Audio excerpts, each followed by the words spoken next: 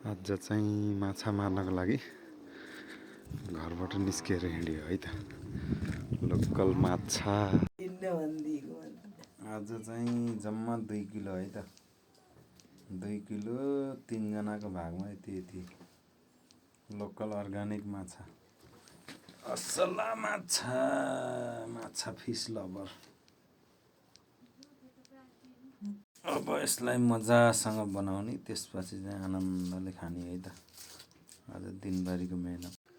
अब माछा पकाउनको लागि तयारी हुँदैछ है त। एकदम ट्रेडिसनल तरिका, अर्ग्यानिक तरिकाले चाहिँ माछा पकाउन चुलोमा आगो रेडी भइसक्यो है त। यता मसला रेडी हुँदैछ। हामीले चाहिँ लोकल माछालाई फ्राई गरेर पकाउने चाहिँ हाम्रो सिस्टम छैन, किनकि ओरिजिनल स्वाद त्यसको चाहिँ आउँदैन भनेर यसरी ग्रेभी बनाउने। ग्रेभी बनाइसकेपछि ग्रेभीमा चाहिँ माछालाई चाहिँ मजासँग पकाउने। यो स्टाइलले बनाएको कसैलाई मनपर्छ तपाईँलाई, कसैले चाहिँ फ्राई गरेर चाहिँ बनाउने, त्यसको स्वाद चाहिँ राम्रो लाग्छ भने हामीले चाहिँ यसरी बनाइन्छ है त। ग्रेभीमा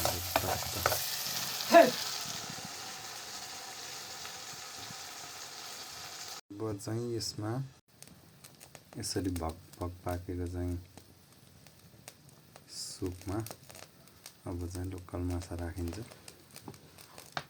लोकल माछा, लोकल कुखुरा, लोकल खसी पाठाहरूमा चाहिँ मजाले सुप खायो भने त्यो चाहिँ राम्रो हुन्छ है त। असला माछा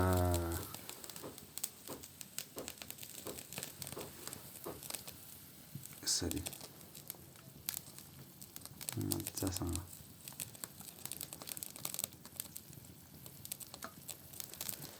यो तरिकाबाट है त। यसको चाहिँ यसरी भुँडी फालेर सफा गर्नुपर्ने हुन्छ है त, भित्रको फोहोरहरूलाई। यत्रो माछाहरू मध्येमा यो चाहिँ जिउँदै परेछ है त। यो जिउँदो छ।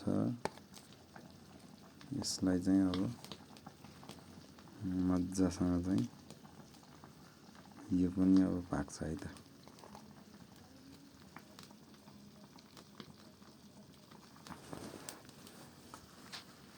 अब यो चाहिँ राम्रोसँग